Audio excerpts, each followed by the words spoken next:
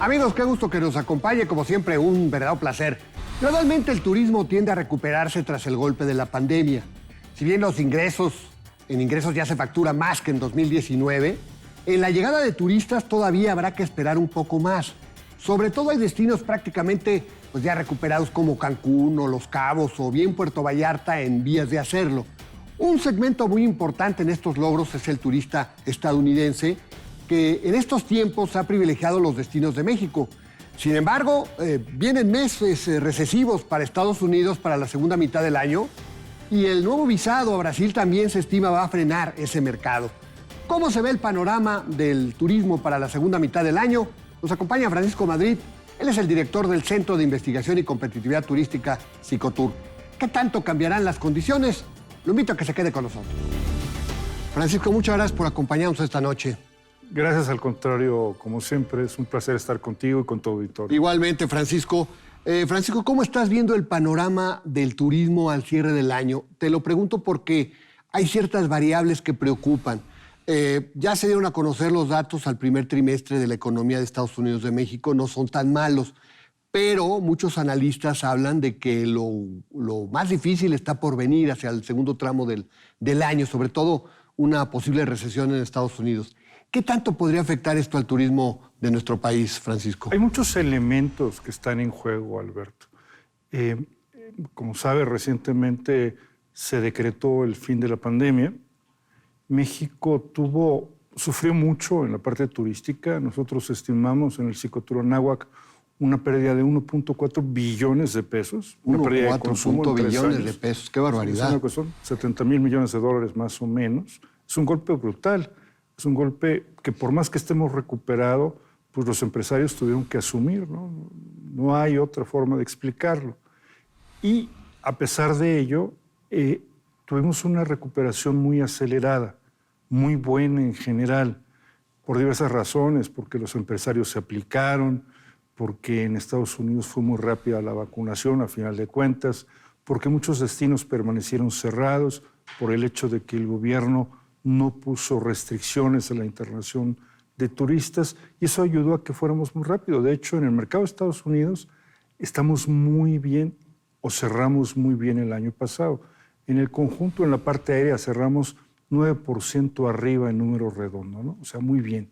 Sin embargo, ya este año empiezan a verse lo que nosotros estamos viendo como señales que por lo menos deberíamos tener en cuenta, ¿no? Nosotros decimos, pues ya salió la preventiva, ¿no? Vamos viendo en diferentes mercados. Lo que tú dices, Estados Unidos, un entorno de incertidumbre. La guerra en Ucrania sigue siendo un tema de gran preocupación. No, aunque lo tenemos lejos, pues a nosotros nos cuesta más la gasolina por ese tema, no por otra cosa. Claro. La inflación tiene que ver con eso. Y eso, afecta lo que el consumidor piensa. En Estados Unidos, los datos más recientes pues son señales, yo te diría, mixtas, ¿no? Preocupan algunas cosas, pero ciertamente el último dato de desempleo es un dato bueno. Sí. Pero paradójicamente el retorno a la normalidad puede ser que afecte a México con la apertura de más destinos y con mucha presión de la competencia, con promoción que nosotros no tenemos. No tenemos. Cuidado. En el caso específico de algunos mercados, Estados Unidos ya no crece tan rápido. Canadá le fue muy bien, pero no alcanza para compensar los niveles que teníamos en el 19. Estamos 9% abajo en el primer trimestre. En Sudamérica, algunos muy bien, algunos no tan bien.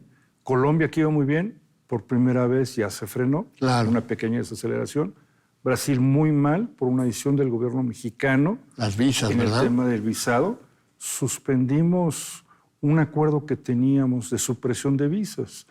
Y luego, somos lo máximo, ¿no? En un país de 8,5 millones de kilómetros cuadrados como es Brasil, decidimos que ya no podías tramitar tu visa digital.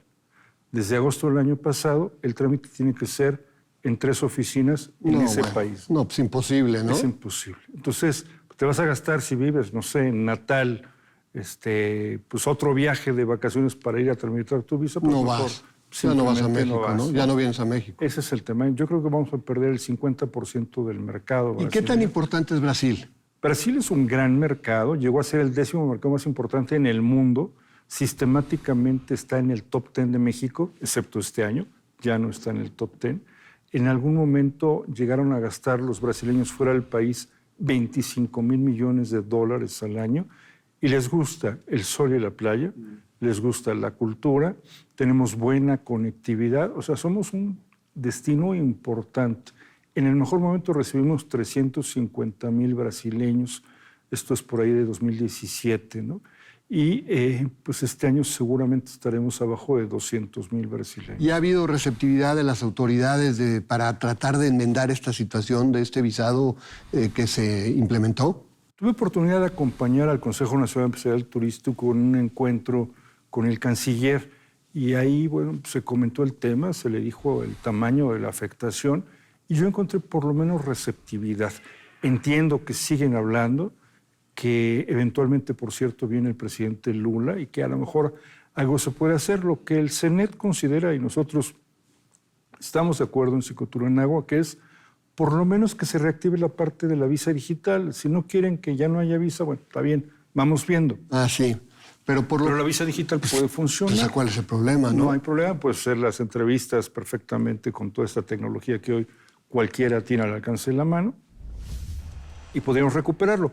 De la mano de este frenón que tuvimos en Colombia, pues sí sería muy importante y también recordando que Argentina pues está muy golpeado en la parte económica. Entonces hemos tenido un mal primer trimestre para Sudamérica comparado con otros años, ¿no? Ahora, regresando al tema de Estados Unidos, Francisco, entiendo que esta temporada de Spring Breakers no fue tan buena, ¿verdad? Sobre todo en algunos destinos como Cancún por las alertas que hubo de Estados Unidos, ¿no? ¿O cómo lo viste tú? El Spring Break es una mezcla en donde el componente de jóvenes, que lo tenemos muy perfilado, es un componente menor. Todavía tenemos el invierno fuerte, claro. Y tienes todavía pues, el perfil de personas mayores, que es el que domina, por cierto. Tuvimos un mes de marzo probablemente todavía en positivo, pero el positivo más bajo de los últimos 12 meses. Por eso decías ya las alertas, ¿verdad? Sí, o sea, nosotros estamos viendo cómo, si tú monitoreas, el indicador más oportuno que tenemos del comportamiento del mercado internacional es el volumen de pasajeros internacionales en los principales aeropuertos del país, ¿no? Ese lo tienes cuando acaba el mes, 5 días después. Entonces, ahora estamos viendo el efecto ya para el mes de abril. Todavía no estamos en negativo, qué bueno, estamos bien en positivo, pero sí empieza a ser cada vez, en el caso de Cancún, que es el que estamos viendo nosotros, que es entre el 40 y el 50% del flujo, que el crecimiento es cada vez más pequeño. Y ese es donde está la señal de alerta. Hemos hablado con los empresarios y esperamos todos que ellos tengan razón, porque nos dicen, el verano no se ve mal, no se han caído las reservaciones. En general, también tenemos reportes de empresarios que nos dicen, el tema de las alertas sí espantó al mercado. Entonces yo te diría que vamos viendo, no de ninguna manera creemos que estemos en una situación desesperada, no es el caso, y que deberíamos pues, revisar. Digamos, ya con el cierre de la pandemia, esto nos debería dar un momento para hacer un saldo de caja, ¿no? Exactamente. ¿Cuáles son esos retos de corto y de mediano plazo que tiene el turismo mexicano? Sí, porque ahora, bien lo decías al principio de la charla, hay otros destinos que seguramente los turistas de Estados Unidos van a tratar de aprovechar. En el ¿verdad? caso de Brasil, Dominicana no pide visa y cada vez es más agresivo en la promoción, ¿no? Por ejemplo, también son mucho más agresivos en Colombia, ese mismo destino. Entonces yo digo, bueno, vamos bien, vamos razonablemente bien después de lo que pasamos. No podemos olvidar las pérdidas, pero el turismo es tan importante para el país que deberíamos darnos un espacio para plantearnos qué sigue, ¿no? Se acabó la pandemia, ¿qué sigue para el turismo? ¿Y cuál sería la expectativa de crecimiento con estas variables? ¿Qué escenarios tienen ustedes hacia el cierre del año? Nosotros vemos crecimiento positivo en la parte de divisas entre 7,5% y 10%, en la parte de turistas aéreos entre 5 y 7,5%.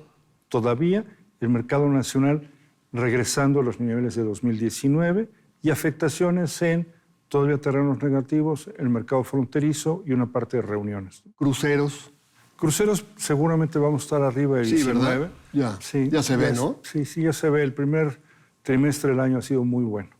Yo sé mucho de turismo porque el señor Francisco me hace favor de proporcionarme muchas estadísticas y esto es muy útil para estar al tanto.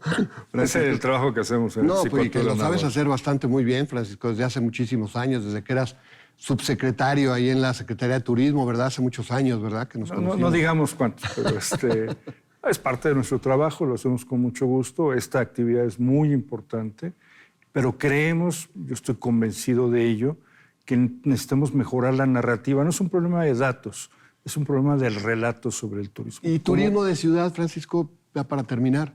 Yo te diría, muy fuerte la recuperación en Monterrey, muy fuerte, bien, pero apenas llegando a los niveles previos en Ciudad de México y un poquito atrás en Guadalajara, ¿no? O sea que Muy golpeados los destinos del Bajío por el tema de seguridad, muy golpeados, ¿no? Y los otros, digamos, comportamientos mixtos. O sea que pudiera ser un año, digamos, en términos generales, bastante positivo, pero no de los mejores, ¿verdad? A ver, es un buen año de recuperación de la pandemia, sin duda, pero, digamos, se nos acaba este beneficio que tuvimos por la coyuntura de la pandemia y eso es lo que nos debería alertar. Inercialmente no creo que se pueda seguir, ¿no? Tendríamos que entender que hay que hacer algo más que la parte inercial. Y ahí, por ejemplo, la Secretaría de Turismo, ¿qué está haciendo, Francisco? Pues ustedes platican mucho con ellos para decirle, oye, pues tenemos que meterle más dinero a la promoción. O sea, yo creo que tienen interés, pero ciertamente faltan instrumentos. No hay dinero para la promoción, no hay un instrumento para la promoción turística. Sus preocupaciones, las de la Secretaría de Turismo, están en otros temas. Pareciera ser que apuestan mucho por las ferias turísticas, por el tianguis. Está bien, pero no es suficiente en un mercado que vuelve a ser de muy fuerte competencia y de alta rivalidad, pues, y de una competencia globalizada. Hoy pareciera ser que la presión de invertir en promoción será cada vez mayor. Un último dato, si me permites: Las Vegas, que es un destino, uno, invierte en la parte de marketing turístico $200 millones al año. México invierte prácticamente cero. No, bueno, terrible. Bueno, Francisco, muchísimas gracias, te agradezco mucho, ¿eh? Gracias, Alberto. Un Buenas gusto, noches. Francisco. En términos generales y según los expertos, dada la recesión que se visualiza en Estados Unidos para el tercer y cuarto trimestre, toda nuestra relación con ese país se verá mermada. Las exportaciones, las remesas y, por supuesto, el flujo turístico. Obviamente no hay claridad de qué magnitud.